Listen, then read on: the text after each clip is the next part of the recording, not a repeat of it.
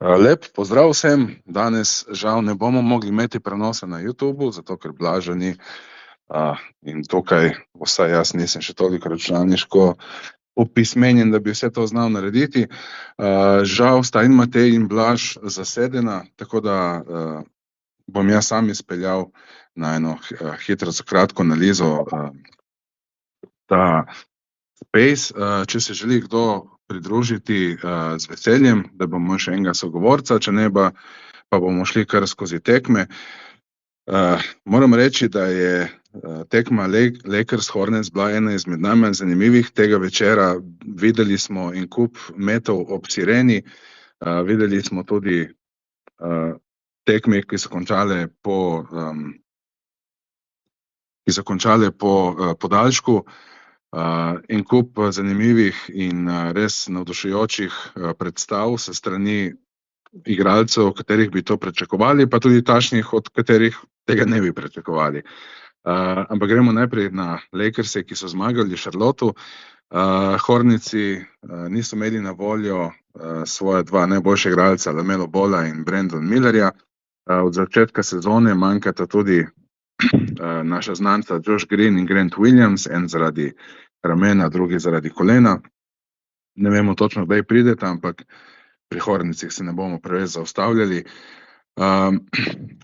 Moram reči, da so Lakersi kar slabo začeli in tiste navade prvaka, v katerih JJ Redick stalno pridiga, teh še ne vidimo pri Lakersih, še posebej proti slabim ekipam, in moramo biti pošteni. V tej sezoni, v teh 10-11 tekmah, kolikor so jih odigrali, zaenkrat še niso igrali proti res najboljšim ekipam vzhoda ali zahoda. No, proti Miamiju so zmagali, ampak Oklahoma, Denver, Cleveland in podobne ekipe še niso bile v Los Angelesu, ali pa Lakersi niso bili pri njih. In se bojim, da če bodo tako nadaljevali proti slabšim ekipam, ne bodo tudi proti boljšim ekipam mogli igrati vseh 48 minut, tako kot morajo.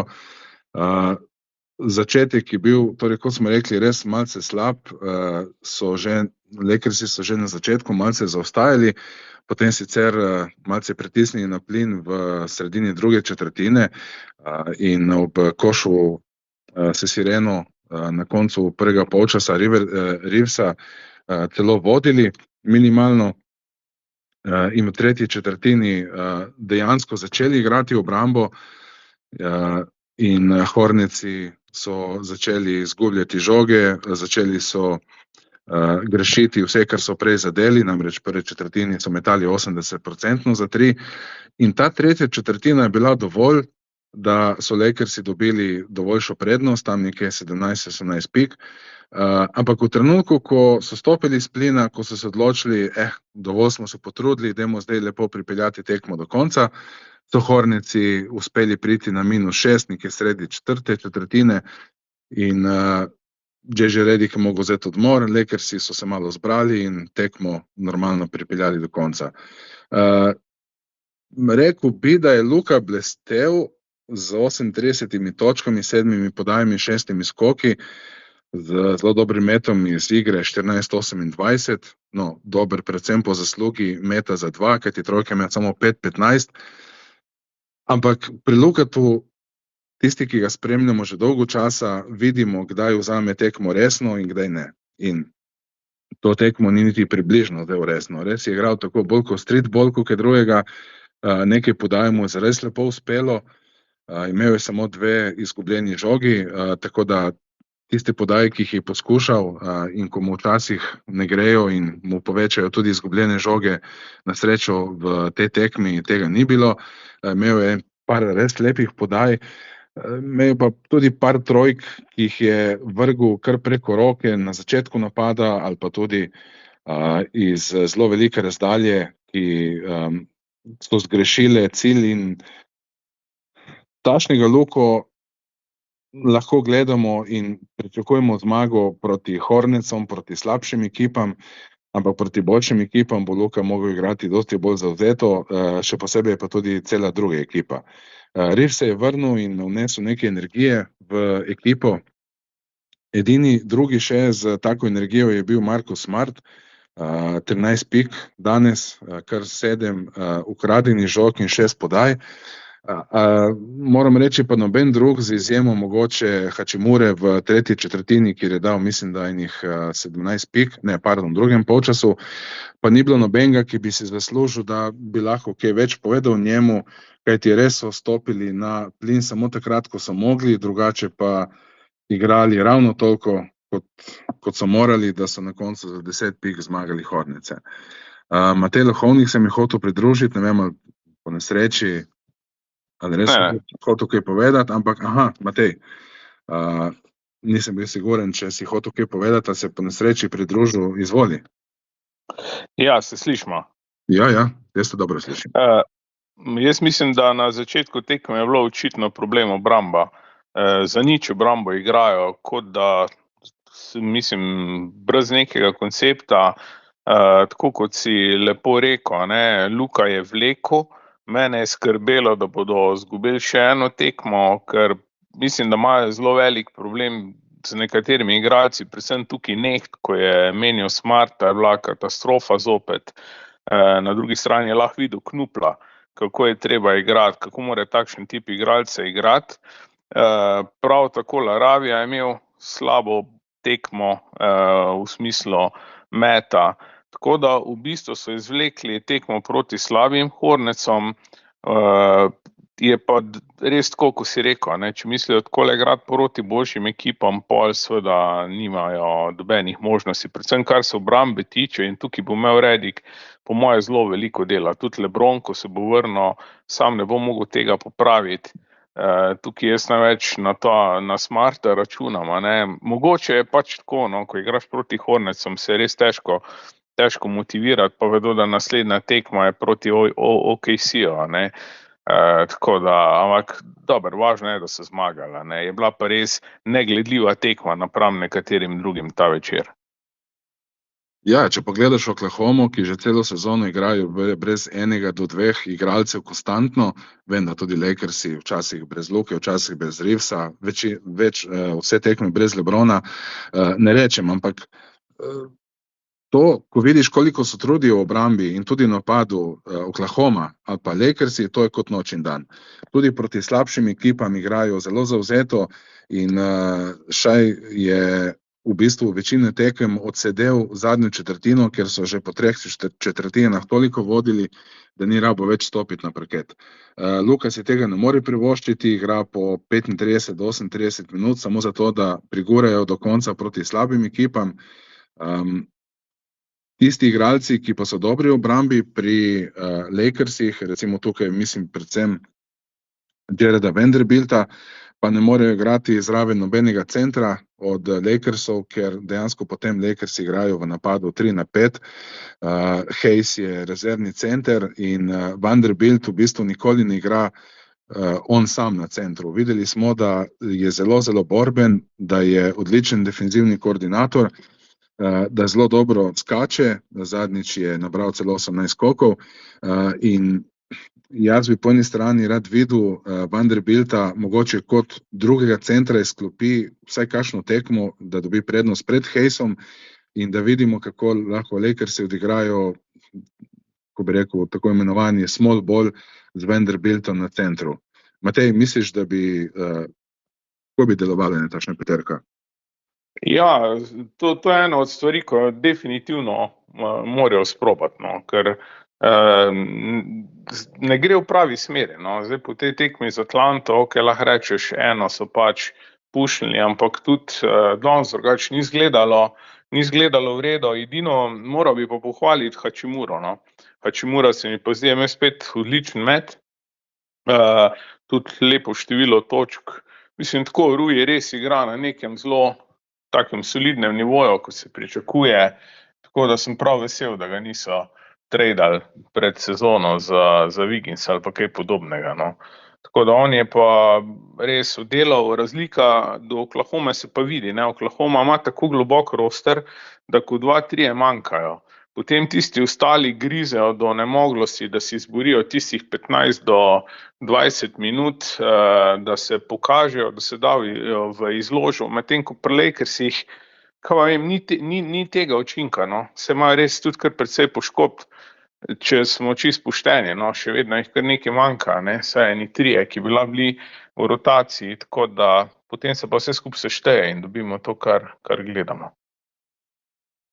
Ja, tukaj pridemo že do vprašanja kulture, no, kot vsaj tako rečejo Američani, oziroma nekega grajenja karakterja ekipe, ki je Oklahomi zelo dobro uspel, Denverju tudi zelo dobro uspel. Lakersi bodo verjetno malce drugačna ekipa, ko bo LeBron stopil na parket in mislim, da ne bo več toliko, ko bi temu rekel, ne bo več toliko zafrkancije na parketu, no, vsaj mogoče strani recimo Luke v napadu, pa večine Lakersov v obrambi. LeBron bo deloval kot nek ata vsem tem mladuncem, ki se zdaj malo šlepajo na Luko in Reevesa, ki lahko kadarkoli ekipo dvigneta in jo popeljeta v bistvu iz zaostanka v zmago. In jaz upam, no, da bo prinesel neko takšno energijo oziroma vsaj, da bo diktiral obrambo in če se bo LeBron trudil v obrambi pri 41, in jaz mislim, da se bo, tudi drugi ne bodo imeli neke izbire. Je pa Hachimura, poleg tega, da je igral dobro v napadu, je odigral tudi dobro v obrambi na momente in Smart ga je po tekmi prav njega zelo pohvalil. Ja, res, on je, Hachimura res igra, no, zelo tako disciplinirano na obeh straneh igrišča, se mi zdi. Dobo je sicer eno zelo nesrečno blokado,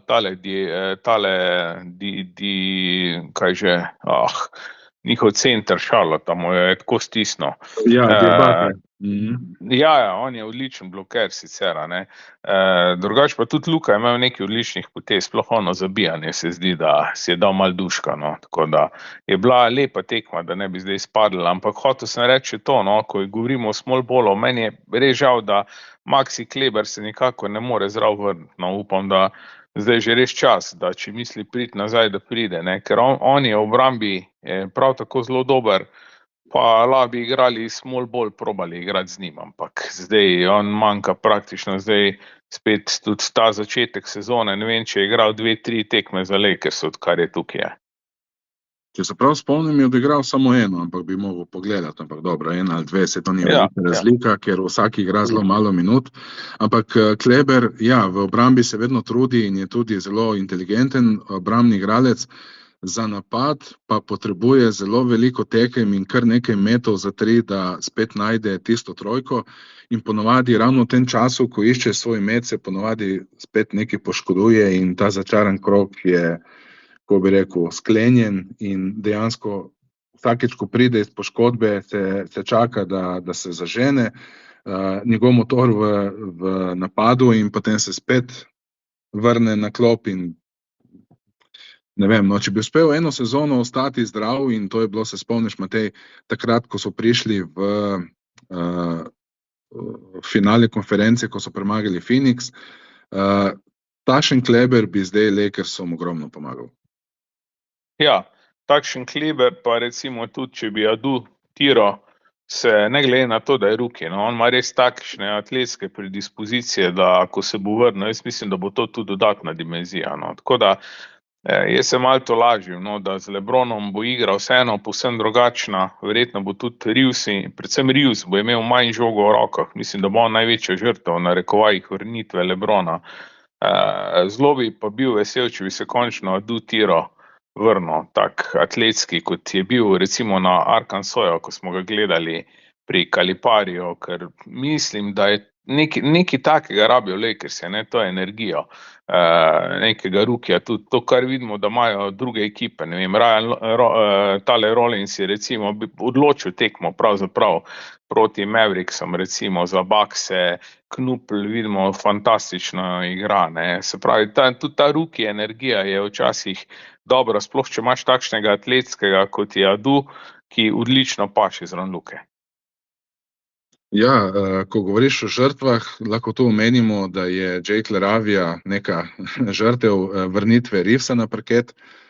Brez Reevesa je odigral okoli 35 do 37 minut na tekmo in dosegel zelo lepo število točk in tudi lepo podajal, proti Portlandu celo 6 podaj.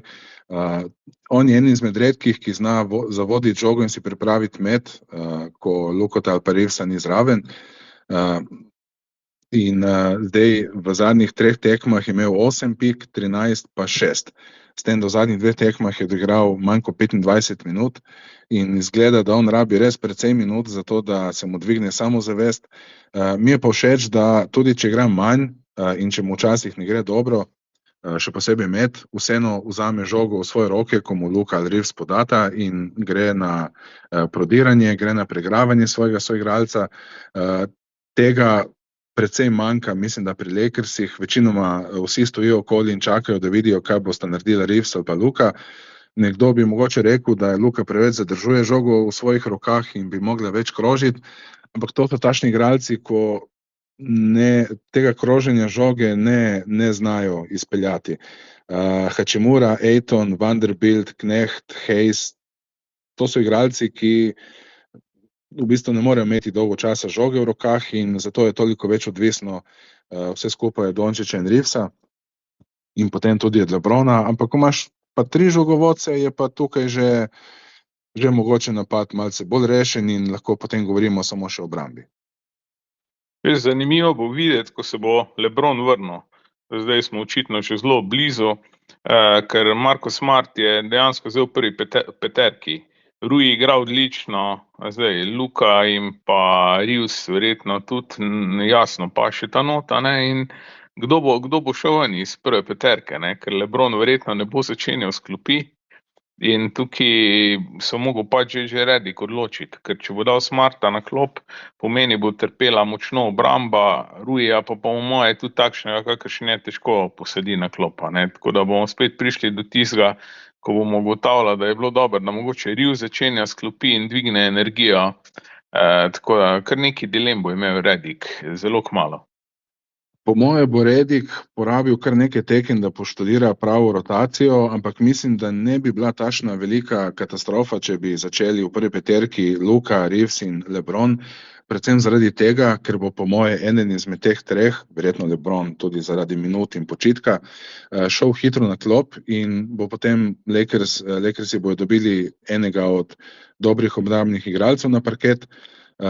Bo pa fajn to, da bojo Lakersi vedno imeli 2, ki in znata dobro voditi žogo, in znata dobro podajati, in znata dobro metati in za 3 in iz igre, torej tu seveda govorimo o Lukatu, Reevesu in LeBronu, in tudi, če bo potem več obrambnih igralcev noter, recimo Vanderbilt pa Ayton, ali pa Vanderbilt pa Hayes, ali pa Kleber konec koncev, ali pa celo Bronny James kakšno minuto, lahko še vedno 2 od teh 3 žogovodcev, ki sta na parketu, to v bistvu prednost nasprotnika izničita, kajti toliko pozornosti vlečeta nase, da bodo potem te obrambni igralci od Lakersov, ki v napadu niso bog ve kaj, vseeno uspeli s kakšnimi utekavanji, s kakšnimi blokadami, toliko pomagati tem 2 playmakerjem, da bo potem napad vseeno deloval. Mislim, da je to glavna prednost LeBrona, Matej.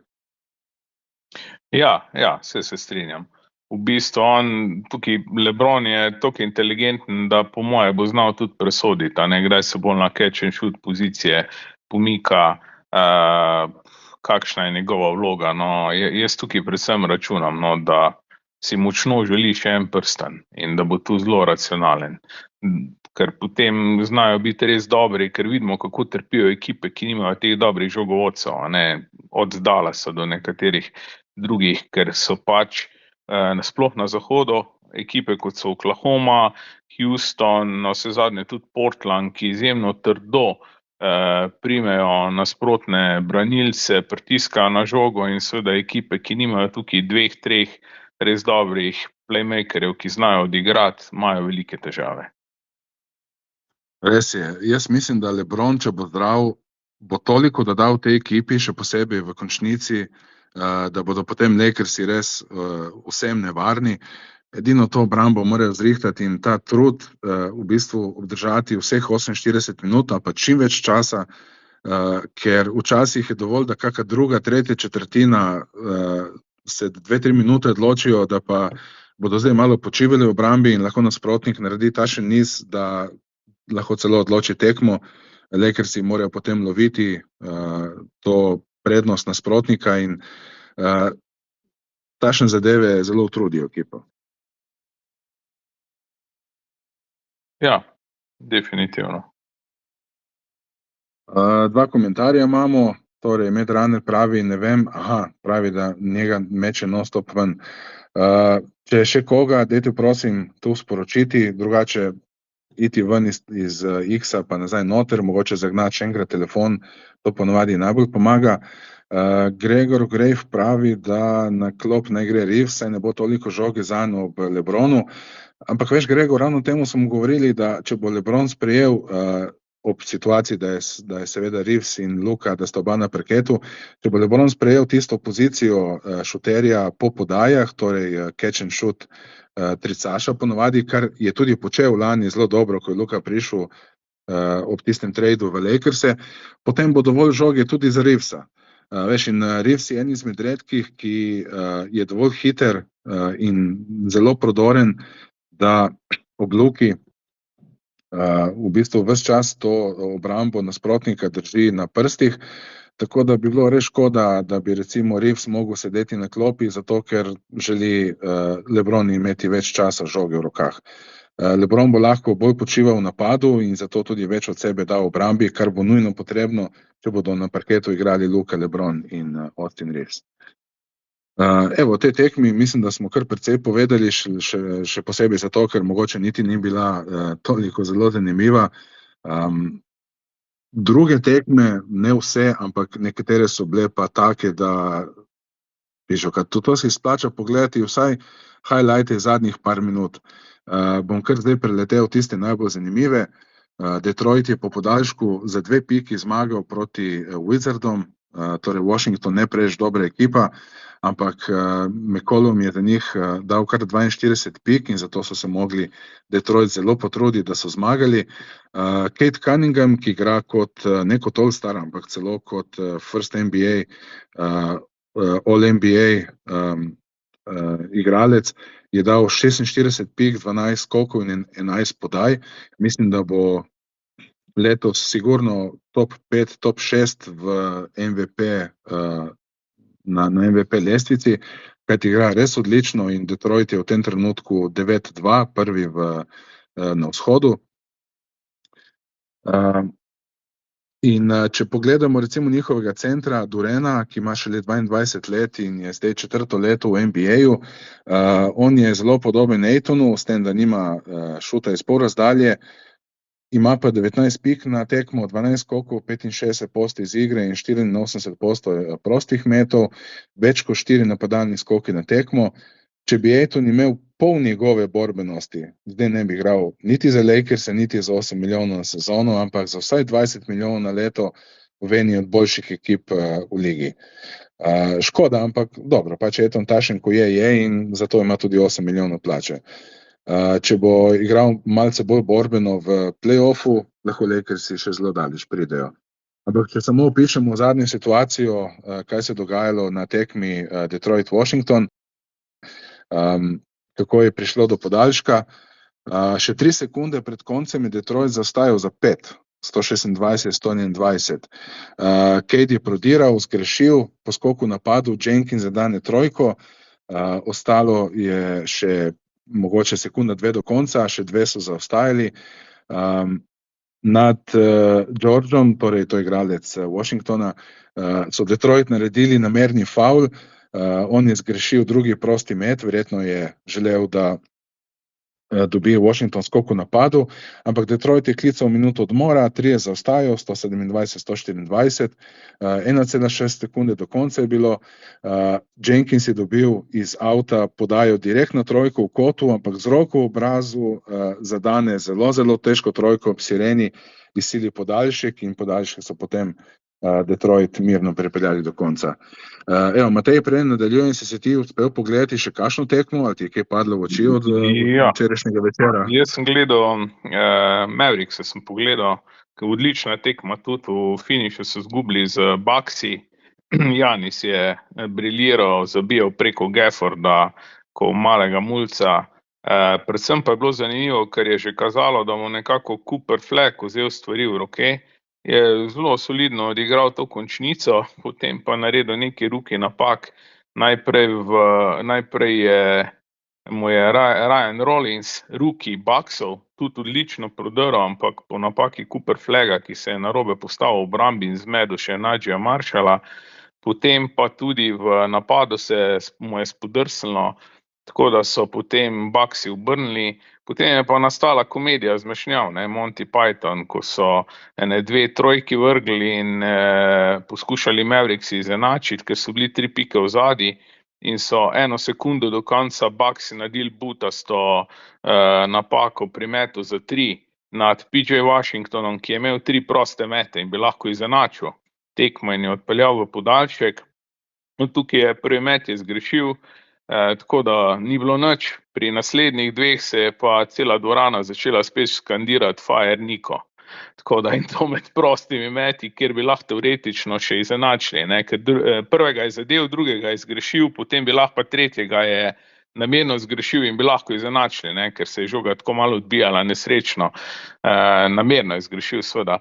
Ampak zanimivo je bilo res, cela dvorana spet Fire Nico, tako da zdaj so se zopet močno ukrepile zahteve, govorice, da mora Nico Harrison odstopiti, tudi Patrick Dumont je o tem zelo resno razmišlja, išče se neka nova varianta, vsaj kratkoročna, tako da, ker je pritisk pa res zelo velika, ker če ti v finišu tekme, ko lahko tvoje moštvo še izenači in gre v podaljšek, namesto da bi cela dvorana skandirala Go Mavs, vpijejo Fire Nico, pol mislim, da je vsem, razen še mogoče pa Trico Dumonta jasno, da mora čim prej narediti zamenjavo, ker je popolnoma porušena klima v Dallasu, kar se vzdušja tiče okrog ekipe. No, jaz sem zelo vesel, da si pogledal in zaokrožil to tekmo, ker jaz se nisem gledal, nisem je hotel gledati. Mislil sem, da so bile druge dosti bolj zanimive, ampak po tvojem opisu je bilo vredno pogledati tudi končnico Milwaukee-Dallas. Danes je na Twitterju vzniknila ena zgodba, za katero ljudje ne vejo, ali je prava ali ne. Je nek navijač, ki ima Dončićev dres. Ki je prišel z Dončićevim dresom danes na tekmo, je užalil Dumonta pred tednom, 2 z nekimi komentarji in oče je potem tega sina nagnal, da se mu mora opravičiti in pri tej tekmi je sedel skupaj z Dumontom čisto ob igrišču v dresu Luke, v Lakersovem dresu Luke, torej rumen dres za številko 77, to je izgledalo res kar tako malo ironično. Zdaj, kaj so se pogovarjali, ne vemo, krožijo neke zgodbice po X-u, da mu je potožil Dumont, kako je naredil napako z tradanjem Luke in da bi rad izboljšal situacijo, ampak temu ne moremo čisto verjeti. Sicer pa mislim, da Dumont, glede na to, kaj piše v medijih, kaj on gleda na igrišču in da je zdaj malce bolj upleten po takšnem slabem začetku v ekipo, celo da se je vmešal v odločitev o tem, ali naj Davis igra ali ne, in je rekel, da rajši ne, naj še počakajo malo za njegovo poškodbo. Zgleda, da bo začel vleči neke poteze, zato da izboljša to moštvo in ena najbolj verjetnih potez je ravno to, da odpusti Nika Harrisona, za katerega očitno je mislil, da dela dobro potezo, ko je tradal Luko, zdaj pa ima toliko kazalcev, da je bila to velika napaka, med drugim tudi to, da dvorana ni več razprodana, da se ne more več zatiskati oči pred tem, da je bila storjena res verjetno ena največjih napak v zgodovini NBA-ja. Ja, v bistvu zdaj, ker imajo skor po tem porazu proti Bucksom za 2 piki 3-7, za njih je najbolj bi bilo logično, da tankajo to sezono, poskušajo 3-8, ja, tako, poskušajo unovčiti, kar lahko dobijo za Davisa. Mimogrede, Marko, ukrepila se je govorica, ta o tebi zanimiva danes, da celo Houston Rockets, ki spremljajo situacijo v Dallasu in vrnitev Kyrieja, ker ni manjka point guard, ne, kar sicer res dvomim, da bodo tvegali z nekom po poškodbi Ahilove tetive, ampak v tem je poročal danes en dosti, kako je resen ta športni novinar, tako da veliko se dogaja okoli Dallasa, predvsem je vzdušje res katastrofa in na dnu in jaz mislim, da lastnikom enostavno nimajo druge možnosti, kot da ga menjajo, tako da mislim, da bo že med sezono zamenjan. Ja, zdaj, ko gre enemu solidnemu moštvu oziroma moštvu z dobrimi igralci, ampak mogoče slabo sestavljenemu, tako slabo kot Dallasu, je sigurno res, da en kup moštev vkliče in pričakuje, zato ker pričakuje, da bo to moštvo razprodajalo igralce, kajti Dallas ima samo še to sezono pravico do svojega izbora v prvi rundi, nato pa 4 leta zapored ne. Tako da, če je Dallas Dallasu kdaj koristi, da je slab, je to letos. Naslednja 3-4 leta morajo doigrati dobro, kajti ali nima svojega izbora na naboru, ali pa bo zamenjan z drugimi ekipami, s katerimi je tradal. Razen seveda, kot si rekel, Matej, če ne tradajo Davisa ali pa koga drugega, mogoče celo Irvinga v Houston, čeprav jaz mislim, da to ni ravno resna opcija, kajti Kyrie to sezono še ne bo mogel igrati na nivoju, ravno tako kot Van Vliet ne. Naslednjo sezono, ko bo Irving lahko dobro igral, pa se bo tudi Van Vliet vrnil. Houston je pa tudi precej s plačnim prostorom na tesnem, tako da ne vem, koliko bi on dosti dal za poškodovanega Irvinga, za katerega ne vemo, kako bo igral, ko pride nazaj. Ali misliš, da je to kakšna resna opcija? Ne, mislim, ta novinar, ki je to poročal, je resna, ne, tako da govorice so, jaz mislim, da se predvsem to kaže, da se okoli Mavericksom ogromno dogaja, da to kaže predvsem na to, da bo v kratkem Nico Harrison zamenjan in da bo prišel nov menedžer, ki bo pa imel proste roke in bo to izkoristil potem v februarja, že takrat pričakujem kakšen trade, predvsem Davisa. Mislim, da ga bojo poskušali unovčiti, ker ni nobene logike, da ga imajo, še posebej, ker se vidi, da ko ga ni, igra Cooper Flag seveda bistveno bolje, ker ima prostor, ki mu ga sicer zaseda prav Davis. Tako da tam se bo dogajalo, ampak je zanimivo spremljati predvsem tudi z tega poslovnega vidika, ker so res na dnu, kar se vzdušja tiče, in se mi zdi, da so postali neke vrste posmeh celotni ligi, sploh Nico Harrison. Jaz se čudim, da še vztraja, ker se je zdaj naredil tudi nek poseben vhod v dvorani, tako da se mu ni treba soočati z gledalci, da težje pridejo do njega. Skratka, človek je res persona non grata, številka 1 v Dallasu, ne, tako da čudim se, da sploh še vztraja. Ja, čisto se je izoliral od gledalcev, od igralcev sicer ne. Videli smo pred par dnevi eno sliko, ko se Davis in Nico ob treningu pogovarjata, ampak dobro, to je samo slika, iz nje ne moremo prav dosti sklepati.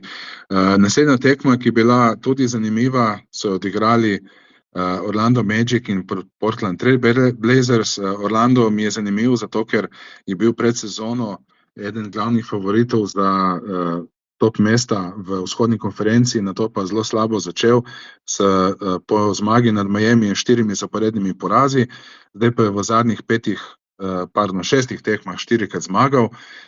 Zmagal je tudi torej proti Portlandu, ampak spet v zelo, zelo tesni končnici, na takšen način, kot bi si gledalci samo želeli. Namreč Bane, ki je bil v Orlando pripeljan za zelo visoko ceno, da bi seveda izboljšal napad Orlanda. To je bila glavna šibka točka Orlanda lani, oziroma že par let zapored. Še vedno meče zelo slabo za 3, le 29% čez 10 tekem, ampak vseeno producira uredno statistiko, 14 pik, 4 podaje in 4 skoki. In glede na to, da je šele tretji najboljši igralec za Wagnerjem in Bankerom, seveda, je po moje dovolj, da dvigne samo procent za 3. Vse ostala statistika je pa tam verjetno, kjer si Orlando tudi želi. In če samo pogledamo, kako sta še zadnje 2 minuti, Portland je zaostajal kar za 9, Audija je zadev 2 trojki zapored in po par prostih metih njegovih so se približali na -1, Banchero nad njim so naredili prekršek, zgrešuje oba prosta meta, torej pri prednosti nad Portlandom za 1. Na nasprotni strani Portland poda iz avta Grantu na alley-oop, ki ga je zadev, plus prekršek in tako je prišel Portland do 2 točk prednosti, 112-110. 5 sekund do konca Banchero polaga v prekršku, zgreši prosti met, torej izenači na 112. Portland ima timeout, ampak Banchero ukrade žogo, kliče timeout, torej iz svoje polovice izvajajo in 2 sekunde do konca spravi žogo do Bayna, ki je zadev tako trojko z obrata. Jaz sploh ne vem, kje je imel ravnotežje, roko je imel pred obrazom, ampak tip je zadev tako trojko, da res ne moreš verjeti, in dejansko zmagal ob sireni. Bain, ki ima pač 29% šut za 3. To je bila tekma, torej Portland Magic. Še ena zelo zanimiva tekma je bila Cleveland-Miami. Matej, ne vem, če si videl kaj od te tekme, ampak če si gledal, koliko se trudijo Lakersi, pa če si potem pogledal tekmo Cleveland-Miami, se ti je zdelo, da Cleveland-Miami igrajo 7. tekmo finale NBA. To je bila taka borba, to je bilo toliko lepih potez, take obrambe, tekma je bila res za pogledati cela, in ena izmed statistik, ki pove, kako borbeni so bili na eni in na drugi strani, lahko povemo, da je Cleveland imel kar 26 skokov v napadu, Evan Mobley, power forward od Clevelanda, je imel 10 skokov, od tega samo 2 v obrambi in kar 8 v napadu. Tudi Miami ni dosti zaostajal, sicer je imel samo 12 skokov v napadu, ampak ta njihov center je imel kar 20 skokov vse skupaj. Tekma je bila res odlična in spet lahko pozamemo mogoče samo zadnjih par akcij. V podaljšku ob koncu tekme je Cleveland zaostajal za 3 in Merrill, torej igralec Clevelanda, ki je do takrat metal trojke 4-15, je zgrešil eno zelo težko trojko iz gibanja. Mobley je uspel skočiti za žogo, jo dal Mitchellu, ki je bil skoraj pri raketi, steče na trojko in iz obrata z roko pred obrazom spet tako neverjetno trojko zadane, da smo se vsi držali za glavo, kje je to lahko on uspel zadeti. Malo je spominjala na tisto trojko Luke proti Portlandu, če se spomniš, Matej, mislim, da je bila v njegovi rookie sezoni, sicer Luke je vrgel z eno trojko iz teka, tukaj je vrgel Mitchell tudi iz gibanja, ampak iz res takega obrata, da ne moreš verjeti, ampak po težavnosti bi rekel, da so bile tam trojke. Poleg Dallasa si uspel pogledati mogoče še kakšne highlighte ali kakšno zanimiv konec tekme? Veš kaj, zanimivo mi je težave Clippersov, ki so izgubili proti Atlanti. Clippersi se nikakor ne morejo ujeti, spet so brez Kavaja, nekaj tekem, očitno ima zopet težave s poškodbo, poleg tega nad njimi visi ta Damoklejev meč kazni, kakršnakoli že bo in bodo kakšen pik še vzeli. Tako da nekako zelo počasi igrajo za nič obramba, mislim, res so negledljivi. Toliko se je pričakovalo od njih, pa v bistvu res, mislim, prav za nič igrajo. Njih fajn gledati sploh, no, prav tako, dolgočasna igra, no, nekaj še tega pick and rolla, Harden, Zubac, potem ostalo pa vse skupaj nič, ne. Veliko težav tudi znotraj ekipe, očitno, tako da, ne vem, no, recimo Clippersi so ena večjih razočaranj, no, tukaj na zahodu, medtem ko na vzhodu je pa tako, ko si rekel, imam prav občutek, da nekatere ekipe igrajo na polno, ker se zavohali kri možnost, da je letos pa vzhod odprt. In ko gledaš to nek Miami in vse ostale ekipe, mislim, res grejo na glavo, no. Pri Miami je recimo meni všeč, ker praktično ne igrajo pick and rolla. Čisto s polstra igra tukaj res izjemno hitro igro. tako da jih je prav lepo gledati. Na zahodu pa se pravi, imaš pa zaenkrat popolnoma drugo zgodbo s Clippersi, ki pa igrajo počasno, dolgočasno in se temu primerno tudi čisto spodaj v zahodni konferenci.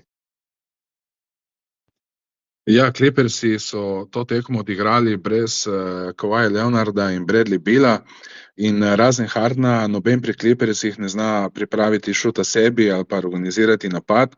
Harden je imel 11 podaj, ostale ekipa samo 8.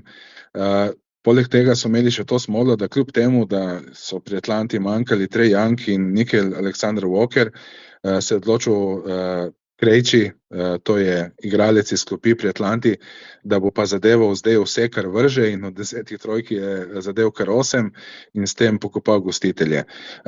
Pri Atlanti je žoga odlično krožila, 30 podaj so imeli, Clippersi pa dejansko imajo samo dva dobra obrambna igralca, Chrisa Dana in Derricka Jonesa Jr.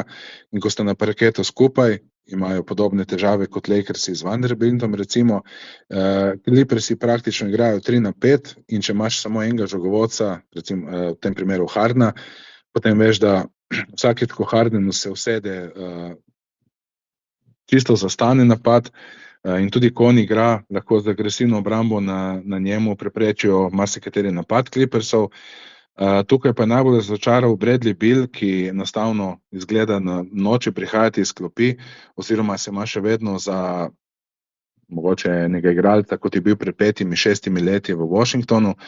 V 6 tekmah igra 20 minut na tekmo, 8 točk, 1,7 podaj na tekmo in slabši met kot 40%. Pri taki igri in še obramba, ki jo Beal ne igra oziroma igra zelo slabo, lahko seveda pričakujemo slabo sezono Clippersov, še posebej zato, ker so v povprečju zelo stari in tudi poškodbe jih pestijo. To je bilo, kar se...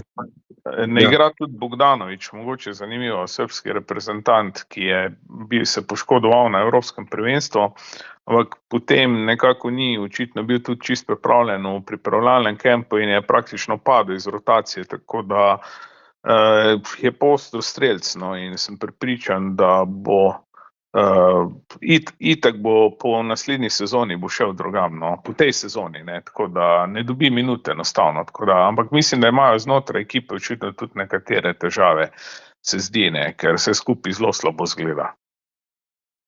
Ja, ta eksperiment z Paul Georgeom, Kawhi Leonardom se ravno zaradi poškodbe res ni obnesel.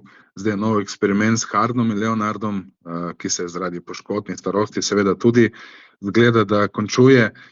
Na drugi strani pa ravno, bomo rekli, žrtev eksperimenta, ne, torej Shai Gilgeous-Alexander, ki je šel v Oklahomo, pa ta trade naredi, ko bi rekel, tak izgled trada naredi Shai, da si misliš, da je to bil celo slabši trade kot Luka v Lakerse.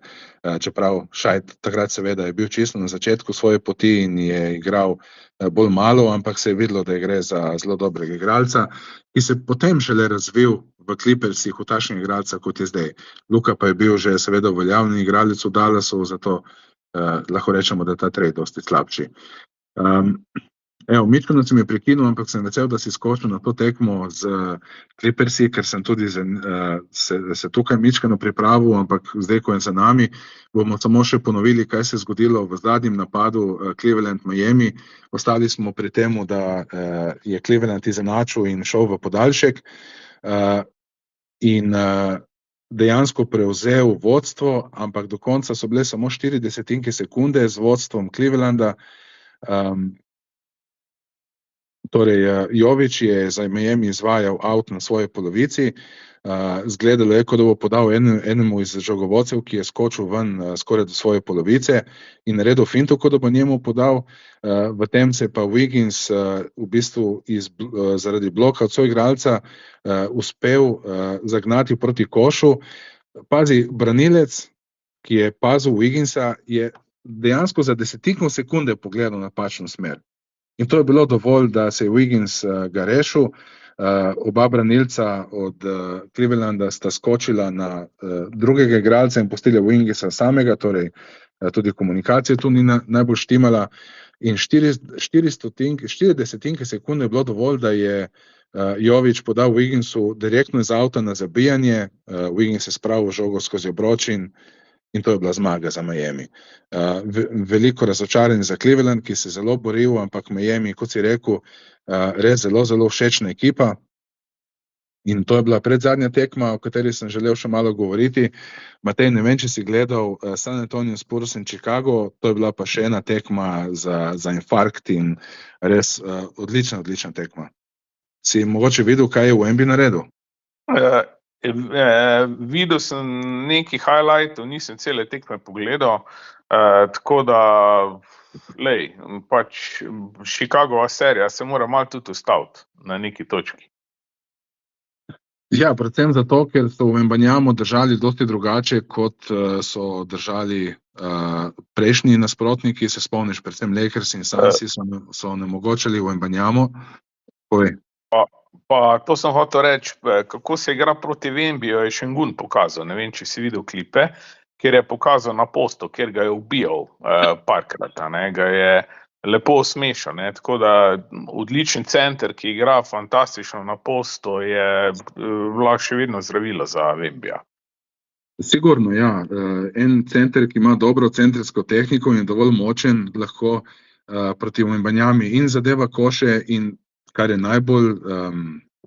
najbolj pomembno, lahko izsili kakšen faul v Wembanyami, kajti Wemby v obrambi je res Marija, po obrambi Spursov bi lahko rekel, da je Wembanyama predstavlja, ampak zdaj je še Kornet prišel nazaj, kot rezervni center je zelo pomemben za Spurse, zelo so ga pogrešali, ko je Wembanyama sedel na klopi. Kessel, lani rookie leta, izgleda, da v zadnjih 3 tekmah končno, sej ni rabo dosti časa, ampak je pogruntal, kako igrati v Wembanyami, in v zadnjih 3 tekmah je imel 13 podaj, 13 in 11 podaj včeraj. Vse 3 tekme so Spursi zmagali, Chicago je podvajal v Wembanyamu samo takrat, ko je prejel žogo, ni imel ves čas 2 na njemu, da bi preprečil podajo do njega. Wembanyama pa je večkrat blokiral žogo v obrambi, kot zadnji igralec pritekel na svojo polovico, dobi žogo na trojki in zadane. Mislim, tašna kombinacija, jaz sem videl samo še pri Porzingisu, ki je bil seveda dober bloker in tudi zadev za 3, Wembanyama seveda na dosti višjem nivoju kot Porzingis. Na drugi strani je pa Wembanyama dostikrat kampiral v raketi, kar je Vučević dobro izkoristil, od 5 trojk zadev kar 3, pa nekaj dobrih košev zadev tudi preko Wembanyame, ravno na takšen način, kot si ti govoril, Matej. Na drugi strani Wembanyama prav tako širil prostor za svoje soigralce in zadev kar 6 od 9 trojk. Drugače so Bullsi na začetku zadnje četrtine prišli do 13 pik prednosti, predvsem s trojkami, Wembanyama pa je odgovoril kar z 10 zaporednimi točkami. Bullsi ga redko podvajajo, zato ker zna že zelo dobro podati ali sam na trojko, ali pa Kesslu, ki potem svojo podajo najde kakšnega prostega tricaša. Zgleda, da zdaj dovolj zadevajo v Spursih, da se bojijo Wembanyamu preveč podvajati. In zaradi dobrega šuta Wembanyama so lahko igrali Spursi ob njemu še Korneta, ki pa sicer mora držati seveda hitrejše igralce od sebe, in Bullsi lahko hitro na ta način prihajajo do prednosti. Minuto do konca so Spursi zaostajali za 3, torej 114-111. Wemby se kar sprehodil do trojke in zadev preko Vučevića, ki je sicer skočil in mu dal roko pred obraz, ampak niti slučajno ne bi mogel doseči žoge. In čez 30 sekund se še enkrat do trojke sprehodi in še enkrat Vučević v obraz zadane eno trojko. Tukaj me je pa zelo, zelo spomnil na Durenta, ker Durent je tudi tega zelo sposoben, da dejansko kar sam odloči tekme in zadane za 3 dejansko res praktično, kadar želi, čez enega, čez 2, čez 3 ljudi. Mislim, ko Wemby tako meče za 3, 6, 9 v tej tekmi, ga res ne mogoče ustaviti. 38 točk v celi tekmi, v zadnji četrtini pa kar 18. Zdaj so Spursi napredovali na 8-2 in Matej, jaz ne vem, kako jih lahko kdo ustavi. Veš kaj, zelo tudi Fox, ki se je vrnil, se je lepo vključil v ekipo. Tako da Spursi so tudi, imajo praktično 3 odlične te žogovodce, še trenutno poškodovanega Dylana Harperja pa Kessla, in če se naučijo nekako skupaj igrati, tudi ta zunanja linija, potem jaz mislim, da bodo izjemno nevarni tudi na zahodu vsakomur. Tudi v play-offu očitno so, zdaj mislim, da že lahko rečemo, da so dali resno kandidaturo za direktno uvrstitev v play-off, tako da s takim Wembyjem je pa marsikaj možno. Ja, ko si omenil Foxa, mislim, da je res koristno, da se ne sili preveč v ospredje. To tekmo, torej včeraj je sicer imel 6 izgubljenih žog in le 1-6 za 3, ampak tudi zato je vrgel samo 14 metrov, Wembanyama recimo 19 metrov, Kessel 18 metrov, tako da Fox zelo dobro razume svojo vlogo, mogoče skoraj kot nekega konektorja, čeprav je tle Kessel še bolj, ko bi rekel, koristen. Kessel zgleda, da je čisto padel noter v ta, ko bi rekel, dvojec Kessel-Wembanyama, zelo dobra kemija med njimi, Wembanyama se zelo dobro odkriva po blokadi, ali na trojko, ali pa pod koš, in take Spurse bo res zelo, zelo težko zaustaviti. Zdaj pa vidim, da smo bili že kar dolgi, mislim, ta večer si je zaslužil mogoče malce daljši space, ker je bil res odličen. Če želite videti res dobre tekme, pogledajte zadnjih par minut večine teh tekem. Drugače pa Matej, evo, če imaš še kaj za povedati na koncu, če ne bomo počasi zaključili. Ne, sej, pred nami je itak zdaj ena ključnih tekem OKC, tako da je malo tudi izpit za Lakerse. Bomo videli, naslednji space bo po moje še bolj zanimiv. Ja, upajmo, da bomo imeli tudi Blaža in Mateja na tistem spaceu. Do takrat, do te tekme pa vas lepo pozdravljam. Hvala, da ste nas v takšnem številu tako poslušali, čeprav danes ni ne Blaža, ne Mateja. Sem pa zelo vesel, Matej, da si se ti pridružil in povedal tudi o Mavericksih, ki jih jaz nisem gledal. Hvala še enkrat in se vidimo čez nekaj dni. Adijo. Adijo.